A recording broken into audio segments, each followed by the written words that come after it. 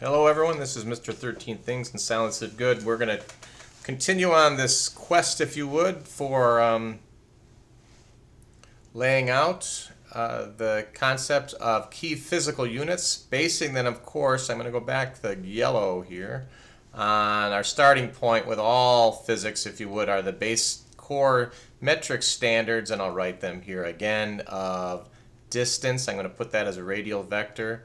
Distance, mass, time, temperature, current, luminosity, and moles, Avogadro's number. So these concepts here was our starting point. These are the big seven, but from them I'm going to now mark this up a little bit differently. Remember, we started with the concept of something unitless, that's specific gravity. Specific gravity, G sub S sometimes if you're looking in soil science. And over here we had the concept of unit weight. Up on top here we had the concept of force. And going up from there we had this really important one, which was angles measured in unitless radians, and then distance, and then area, and then volume, mass, force, work, power, pressure, torque, and mass density. So I laid them out again. There is some general progression here where the first two ones are unitless, then you have distance squared, which gets you an area and gets rid of the vector, volume, mass, force is a vector.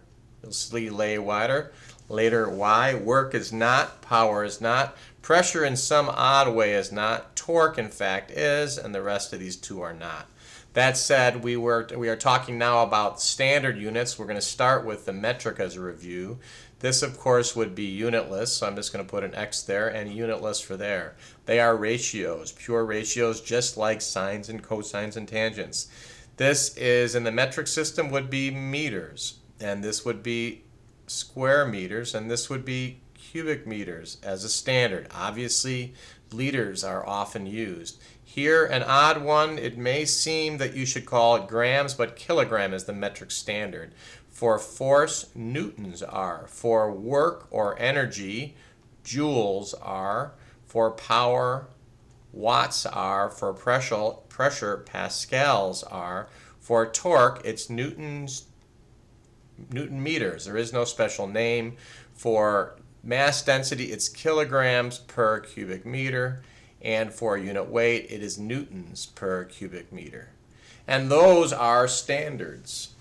When you now talk, I'm going to change color again, about the English or the imperial system, it gets a little odder, but it's, I guess, pretty standard if you talk about a foot pound or a foot slug second system. Remember, of course, we have seconds here in the middle. This is time, of course. And specific gravity, again, is unitless, and radians are, again, unitless. In this case, it would be feet. In this case, square feet. In this case, cubic feet. And this is the odd one. Slugs are the standard.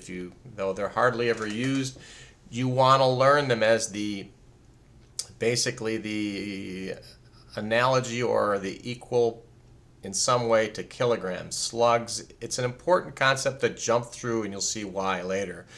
And the reason why you stay there is that the force is basically pounds force, or pounds we often know it as. Work would be foot pounds. Power would be foot pounds per second. Pressure would be pounds per square foot. Torque would be pound feet, and you can see you also would hear it as foot pounds. Different concepts, same type of units between work and torque.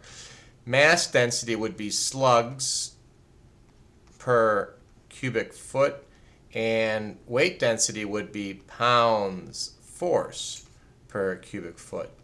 Obviously, there are a lot more units that you're used to working with in here. But you'll see that the key thing here is going to be this concept of having a one-to-one relationship, that you can relate kilograms to slugs and then newtons to pounds or pounds force. That said, we then get to a couple of the two, I guess, exact relationships that relate these two together, and because they're exact, we're going to put them here, and we'll put them in a different color. You'll probably want to learn other ones around, but in reality, we have to know that 2.54 centimeters equals 1 inch. 2.54 centimeters equals 1 inch, and that is an exact one. From that, you can go up to how many meters in a foot or how many feet in a meters, but this one is exact to many, many different places. So that's a key one. And if you now think about time and the rest of these not being, very different, Kelvin is basically the standard of temperature, but we want to get now to this concept of mass, and we're going to do it in an odd way because of the way things work. We're going to really relate it in an odd way, I guess, and I'm going to let us know that we should know that 1 kilogram really turns out to be the same as 2.205 pounds. But if you remember that pounds are not in fact, units of mass. So the other thing we're going to really learn is 1 slug equals 32.2 pounds by definition, and I think I might have a 1.7 here. I might be blowing that, but in the end, it turns out that in reality, 1 kilogram equals 14 point. I'm sorry, unracer. Knowing which one is bigger is also a kind of a key engineering concept to know when you're putting things out. You want to know mostly which one is bigger as much as anything else. And so I'm going to go ahead, put my pen back down here, and we know that 1 slug is 14.59 kilograms. Though really the one that you really want to grab onto are these two.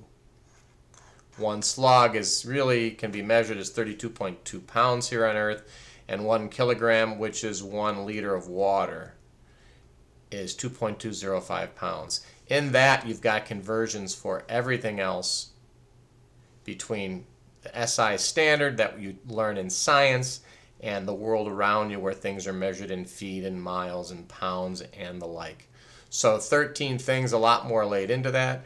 To review, on the metric side, specific gravity and angles are unitless, just like they are on the basically imperial side. And then you deal with meters, square meters, and cubic meters.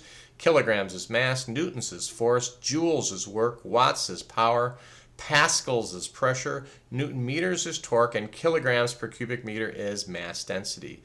Unit weight is newtons per cubic meter, or mass density times g, or the gravitational acceleration constant. On the imperial side, once again, specific gravity is a ratio, as is an angle in radians, just like tangent, sine, and cosine are also ratios.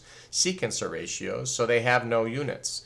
But when we start measuring distance, we do it in feet. We use square feet for area and cubic feet for volume. The unit of imperial units for mass is slugs. Also, yes, pounds mass are, but you want to learn it as slugs. Make the time to learn the equivalences here. Pounds force is what we measure force in. Foot pounds is what we measure work in.